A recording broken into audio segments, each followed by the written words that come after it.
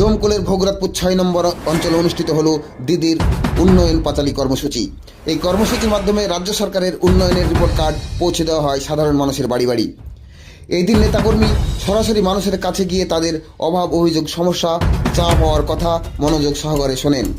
সাধারণ মানুষের সঙ্গে সরাসরি যোগাযোগ মাধ্যমেই সরকারের উন্নয়নমূলক কাজের বাস্তব চিত্র তুলে ধরা হয়। এই কর্মসূচিতে উপস্থিত ছিলেন ব্লক সভাপতি হাজিকুল ইসলাম, জেলার যুব সেক্রেটারি সানোয়ার মণ্ডল। মানুষের সঙ্গে নিবিড় যোগাযোগই ছিল কর্মসূচির মূল উদ্দেশ্য। আমরা বাংলার মুখ্যমন্ত্রী মমতা বন্দ্যোপাধ্যায় এবং আমাদের নেতা অভিষেক বন্দ্যোপাধ্যায়ের নির্দেশ মতো মুখ্যমন্ত্রী যে উন্নয়নের পাঁচালী প্রোগ্রাম লঞ্চ করেছিলেন 22 তারিখে, তার আমরা ডোমকল বিধানসভায় আজকে দ্বিতীয় দিন।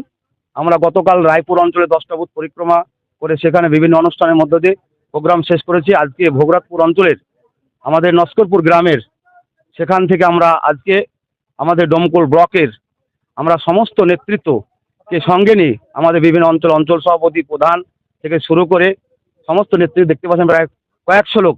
মমতা ব্যানার্জি যে 15 বছরের যে উন্নয়নের করেছেন তার সমস্ত রিপোর্ট কার্ড নিয়ে আমরা মানুষের বাড়ি বাড়ি এবং মানুষের কাছে পৌঁছাবো। এবং আমরা গতকাল রায়পুর অঞ্চলে বাংলার মুখ্যমন্ত্রী মমতা বন্দ্যোপাধ্যায় যে উন্নয়ন করেছেন সেটা মানুষের অনেক খুশি এবং তারা আনন্দিত।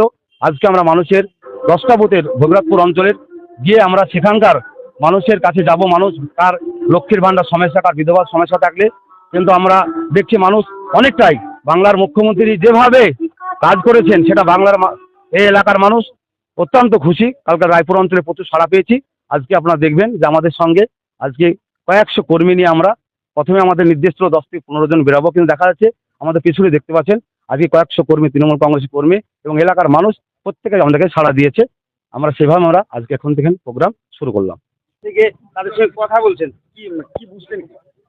ভালো সাড়া আছে মানুষের, এবং বিরোধী বলে আছে বলে আমার মনে হয় না।